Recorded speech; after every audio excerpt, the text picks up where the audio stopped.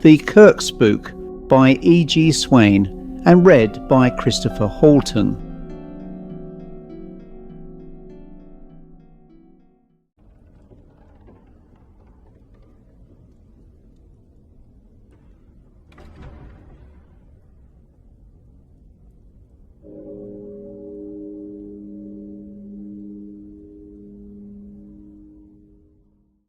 The scene you have just witnessed offers a glimpse into the strange little tale that follows.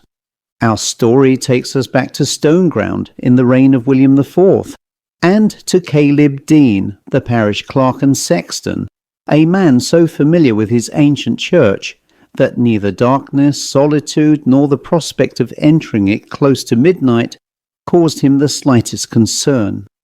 But one Saturday night, after tending the church fires, Caleb lingered among the old pews rather longer than usual, and there, in the stillness of the sleeping church, he discovered that he was not quite as alone as he had imagined. His unexpected companion claimed to have been there for 600 years, and, stranger still, desperately wanted to leave. What followed is one of E.G. Swain's more unusual supernatural tales, gently humorous, distinctly English, and built around the wonderfully peculiar notion that even a ghost may find itself inconvenienced by changing fashions in church architecture. This is E.G. Swain's The Kirk Spook.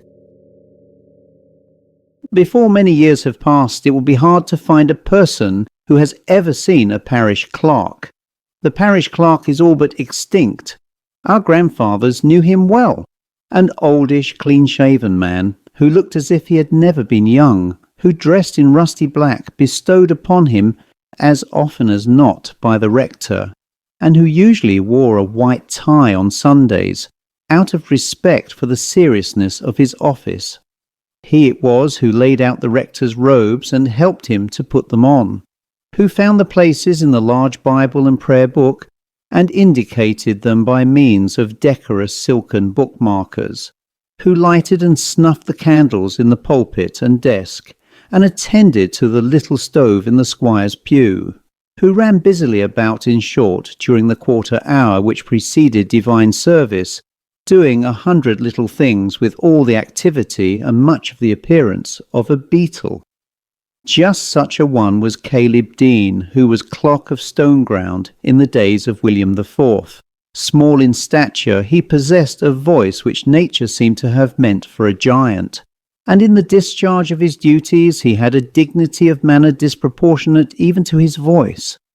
No one was afraid to sing when he led the psalm, so certain was it that no other voice could be noticed, and the gracious condescension with which he received his meagre fees would have been ample acknowledgment of double their amount. Man, however, cannot live by dignity alone, and Caleb was glad enough to be sexton as well as clerk, and to undertake any other duties by which he might add to his modest income. He kept the churchyard tidy, trimmed the lamps, chimed the bells, taught the choir their simple tunes, turned the barrel of the organ, and managed the stoves. It was this last duty in particular which took him into church last thing, as he used to call it, on Saturday night.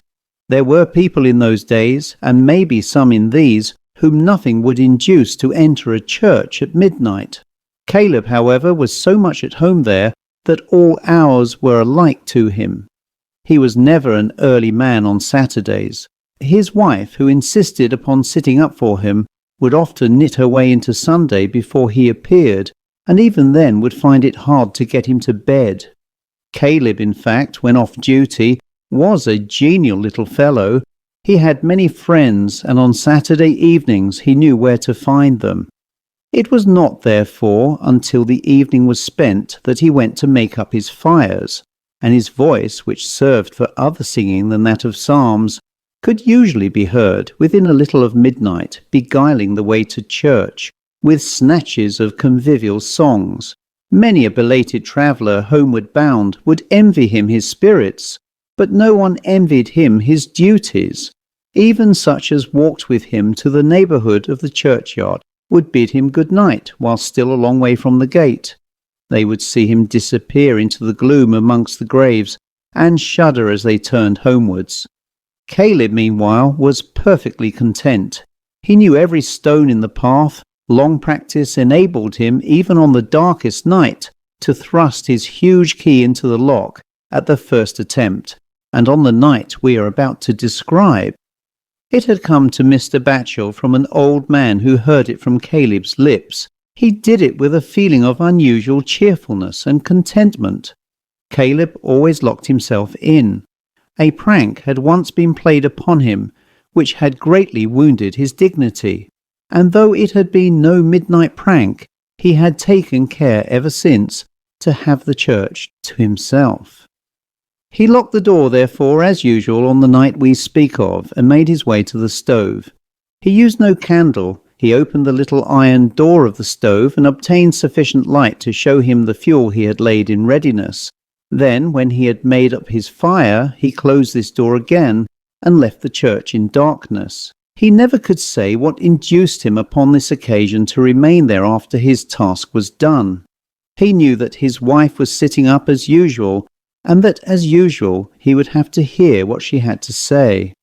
Yet instead of making his way home, he sat down in the corner of the nearest seat. He supposed that he must have felt tired, but had no distinct recollection of it. The church was not absolutely dark. Caleb remembered that he could make out the outlines of the windows, and that through the window nearest to him he saw a few stars. After his eyes had grown accustomed to the gloom, he could see the lines of the seats taking shape in the darkness, and he had not long sat there before he could dimly see everything there was. At last he began to distinguish where books lay upon the shelf in front of him, and then he closed his eyes. He does not admit having fallen asleep, even for a moment. But the seat was restful, the neighbouring stove was growing warm. He had been through a long and joyous evening, and it was natural that he should at least close his eyes. He insisted that it was only for a moment. Something, he could not say what, caused him to open his eyes again immediately. The closing of them seemed to have improved what may be called his dark sight. He saw everything in the church quite distinctly, in a sort of grey light. The pulpit stood out, large and bulky in front. Beyond that, he passed his eyes along the 4 windows on the north side of the church. He looked again at the stars still visible through the nearest window on his left hand as he was sitting. From that, his eyes fell to the further end of the seat in front of him, where he could even see a faint gleam of polished wood. He traced this gleam to the middle of the seat until it disappeared in black shadow, and upon that his eye passed on to the seat he was in, and there he saw a man sitting beside him. Caleb described the man very clearly. He was, he said, a pale, old-fashioned looking man with something very churchy about him. Reasoning also with great clearness, he said that the stranger had not come into the church either with him or after him, and that therefore he must have been there before him. And in that case, seeing that the church had been locked since 2 in the afternoon, the stranger must have been there for a considerable time. Caleb was puzzled. Turning therefore to the stranger, he asked, "How long have you been here?"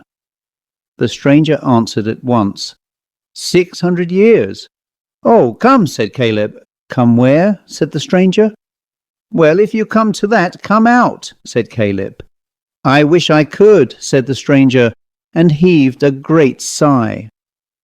"What's to prevent you?" said Caleb. "There's the door, and here's the key."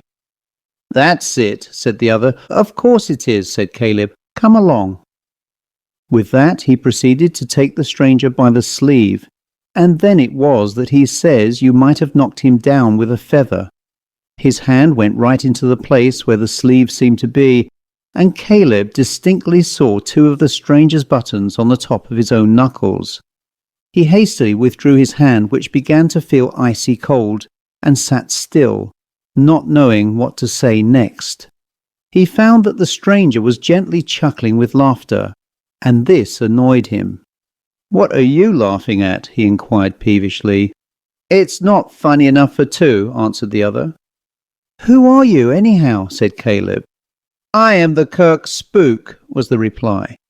Now Caleb had not the least notion what a Kirk Spook was. He was not willing to admit his ignorance, but his curiosity was too much for his pride, and he asked for information. "Every church has a spook," said the stranger, "and I am the spook of this one." "Oh," said Caleb, "I've been about this church for many years, but I've never seen you before." "That," said the spook, "is because you've always been moving about. I'm very flimsy indeed, and I can only keep myself together when everything is quite still." "Well," said Caleb, "you've got your chance now. What are you going to do with it?" "I want to go out," said the spook. "I'm tired of this church, and I've been alone for 600 years. It's a long time." "It does seem rather a long time," said Caleb. "But why don't you go if you want to? There's 3 doors. "That's just it," said the spook. "They keep me in." "What?" said Caleb. "When they open?" "Open or shut," said the spook, "and it's all one." "Well then," said Caleb, "what about the windows?" "Every bit as bad," said the spook. "They're all pointed." Caleb felt out of his depth. Open doors and windows that kept a person in, if it was a person, seemed to want a little understanding. And the flimsier the person too, the easier it ought to be for him to go where he wanted. Also, what could it matter whether they were pointed or not? The latter question was the one which Caleb asked first. 600 years ago," said the spook, "all arches were made round, and when these pointed things came in, I cursed them. I hate newfangled things." "That wouldn't hurt them much," said Caleb. "I said I would never go under one of them," said the spook. "That would matter more to you than to them," said Caleb. "It does," said the spook with another great sigh. "But you could easily change your mind," said Caleb. "I was tied to it," said the spook. "I was told that I never more should go under one of them, whether I would or not." "Some people will tell you anything," answered Caleb. "It was a bishop," explained the spook. "Ah," said Caleb, "that's different, of course." The spook told Caleb how often he had tried to go under the pointed arches, sometimes of the doors, sometimes of the windows, and how a stream of wind always struck him from the point of the arch and drifted him back into the church.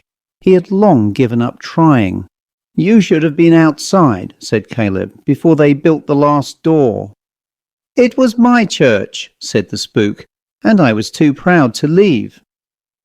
Caleb began to sympathize with the spook. He had a pride in the church himself and disliked even to hear another person say "Amen" before him. He also began to be a little jealous of this stranger who had been 600 years in possession of the church in which Caleb had believed himself, under the vicar, to be master, and he began to plot. "Why do you want to get out?" he asked. "I'm no use here," was the reply. "I don't get enough to do to keep myself warm, and I know there are scores of churches now without any Kirk Spooks at all.